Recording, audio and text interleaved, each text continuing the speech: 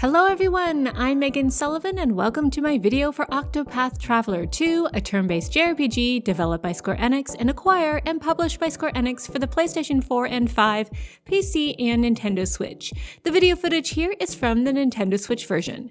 So like a lot of you, I played Octopath Traveler and I enjoyed it, and because of that, had high expectations and hopes for its sequel. And you know what? So far, it does not disappoint. But I know that right now there are a lot of games vying for your attention, and I'm a little worried Octopath Traveler might get lost in the shuffle. Thus, I decided to list 8 reasons why you should try Octopath Traveler 2. Get it? Because Octopath? At any rate, I'll give you a bonus reason right off the bat. The demo is free, so financially it costs you nothing. But your time is not free, so with that, let me explain why it's worth your temporal investment. Number 1, the visuals. I mean, they're incredible.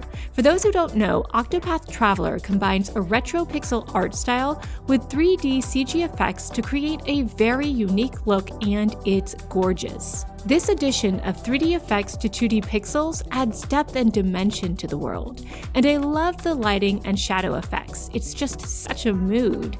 Although if you need to turn off screen effects or adjust the brightness, you can do so in the settings. In short, it's a stunning game to look at.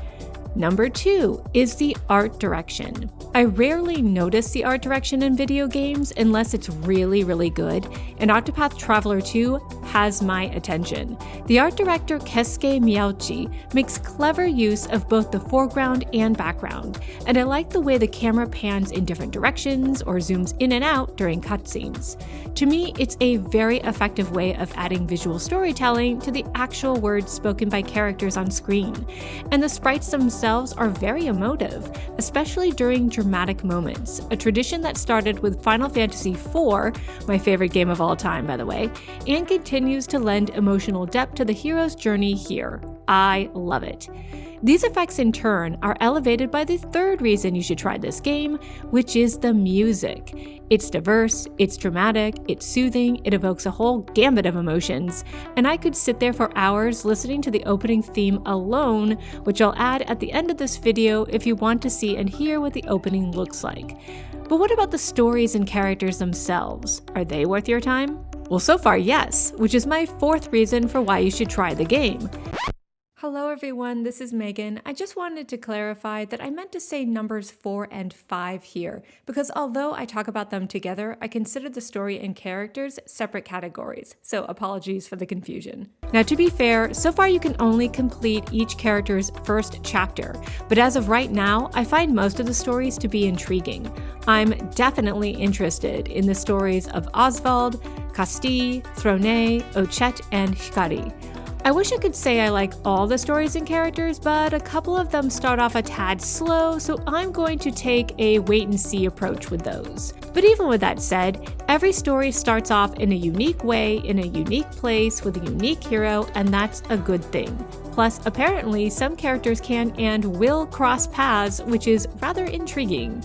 It will be interesting to see how they interact on and off the battlefield. Which brings us to the actual gameplay. It falls into 2 categories, what the heroes can do in combat and what they can do outside of combat. Let's start with what they can do outside of combat, which is number 6 on my list of reasons for why you should play the game: the exploration. It feels so satisfying to climb towers, cross rivers and boats, a new feature that extends exploration, and traverse deserts and castle towns. There's nothing completely groundbreaking here, but it's fun. And I like that players are rewarded for their intrepidation by finding treasure chests with valuable items in out-of-the-way places. Exploration also gives you a chance to admire more of the visuals, which is always a plus. I mean, the scale of some of these buildings and the visual effects like little specks of dust and shimmering water are just so wonderfully whimsical. But wait, there's more! The 7th reason you should play the game is because each character has unique personal attributes called path actions that can be used to interact with the world around them in interesting ways. For example, the dancer Agnia can charm townsfolk into giving her items, the thief Throne can ambush ambush enemies from behind, Scotty can participate in daytime duels that unlock new combat skills, I really like that, and the prisoner Oswald can scrutinize people for valuable information. These path actions can change depending on whether it's night or day. For example, instead of daytime dueling, Scotty can bribe people for information under the cover of night, which is a neat new mechanic. It really adds a pop of personality to the characters, as well as a new twist to traditional gameplay mechanics like talking to townspeople, gathering items, or learning new abilities. The 7th reason you should try the game, though, is even better: the combat. It turns out, surprise, dangerous creatures plague the land night and day. By the way, stronger enemies come out at night, which is great for level grinding, and they need to be dealt with, whether they're in beast form or human form. Luckily, with smart strategy, this can be done, and let me tell you, using your wits in a fight feels rewarding in Octopath Traveler 2. Every enemy has different types of weapons and elemental weaknesses, and our 8 heroes can exploit these vulnerabilities by switching between both different weapon types, which can be conveniently swapped out at any time, and different spells and abilities. Targeting an enemy's weakness not only results in a more effective attack, but breaks through their defenses, allowing your characters to do a follow-up attack without worrying about an immediate counter-attack. But if your heroes don't have the right abilities, no worries, some characters can summon a monster or a merchant into battle to help them out. Also, can I just say the battle animations are really impressive? And again, look at this art direction.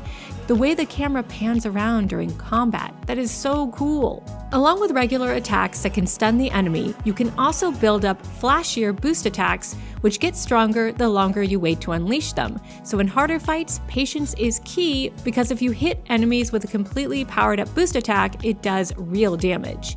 And characters have one other weapon in their arsenal, the new latent powers mechanic, which is basically a type of overdrive that triggers once a special meter fills up. These extra big attacks and healing spells can make a huge difference in a tough boss fight.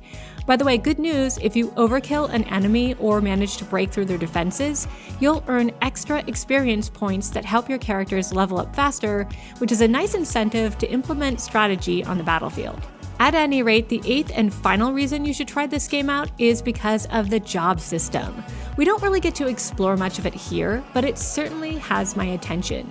You see, once the enemy is eliminated, you can use the job points you collected in battle to learn new skills in whatever order you want, so long as you have enough job points. And you can assign a second job class to a character later in the game.